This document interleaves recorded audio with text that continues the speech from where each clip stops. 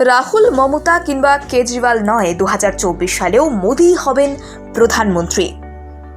গুনে গুনে 3 বার দিল্লির দরবারে ঠাঁই পাবেন নমো। গোটা দেশে উঠবে মোদি মোদি রব, স্পষ্ট করে জানিয়ে দিলেন এই ব্যক্তি। কিন্তু কে এই ব্যক্তি? তিনি আরও যা যা বলেছেন শুনলে ভেলমি খাবেন। সামনেই লোকসভা ভোট, গোটা দেশ জুড়ে কে হবে নতুন সরকার সেই চিন্তায় সকলের ঘুম উঠছে। মোদি, মমতা, কেজরিওয়াল নাকি রাহুল, কে পাবে দিল্লির ভার? এই উত্তর কারোর জানা নেই। তবে এই অজানা অদেখা প্রশ্নের উত্তর দিয়ে দিলেন এই মানুষটি। তিনি একেবারেই জোর গলায় স্পষ্ট করে বলে দিয়েছেন মোদি হবেন 2024 সালের প্রধানমন্ত্রী। মোদিকে কেউ টপকাতেই পারবে না, এমনকি মোদির ধারে কাছে ঘেঁষতে পারবে না বড় বড় রাষ্ট্রনেতারাও। তিনি বলেছেন মোদিকে হারানোর জন্য অনেকেই জোট বেঁধেছেন, দল করেছেন, কিন্তু এতে কোনো লাভ হবে না, কারণ মোদির প্রতিভা ও গুণের কাছে কেউ ধোপে টিকবে না।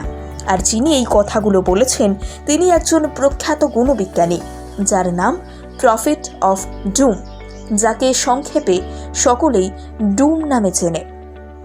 2024 সালে কেন মোদি আবার প্রধানমন্ত্রী হবেন তার জন্য তিনি গুনে গুনে 4টি যুক্তি দিয়েছেন। দেখুন সেগুলো কি কি। 1. মোদির দুর্দান্ত লিডারশিপ ক্ষমতা। মনোবিজ্ঞানী ডুমের মতে মোদির দুর্দান্ত লিডারশিপ ক্ষমতা রয়েছে। তার মতো লিডারশিপ ক্ষমতা বিশ্বের খুব কম রাষ্ট্রনেতার মধ্যে রয়েছে। মোদি খুব ভালোভাবে জানেন কিভাবে কর্তৃত্ব ফলাতে হয়। তার মতে মোদির সব থেকে বড় গুণ হলো কাউকে শত্রুতে পরিণত না করেও নিজের সমস্ত কার্যসিদ্ধি করা। 2. নিজের দেশের প্রতি।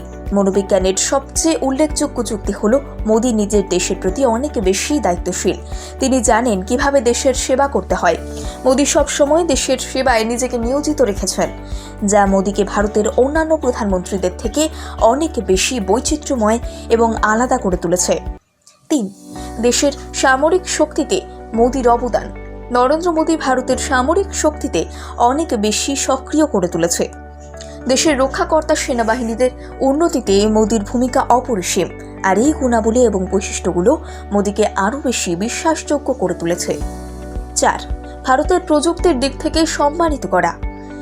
2014 সালে কুর্সিতে বসার পর থেকেই মোদি ভারতকে প্রযুক্তির দিক থেকে অনেক দূরে নিয়ে গিয়েছেন। মোদি আসার পরই ভারতে এসেছে দুর্দান্ত 4G পরিষেবার 5G পরিষেবা। ভারতে অ্যাপেলের কোম্পানি তৈরি হয়েছে।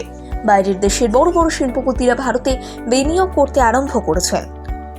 মনোবিজ্ঞানী ডুম এই যুক্তিগুলোর ভিত্তিতে 2024 সালেও মোদিকে প্রধানমন্ত্রী হওয়ার দৌড়ে এগিয়ে রেখেছেন।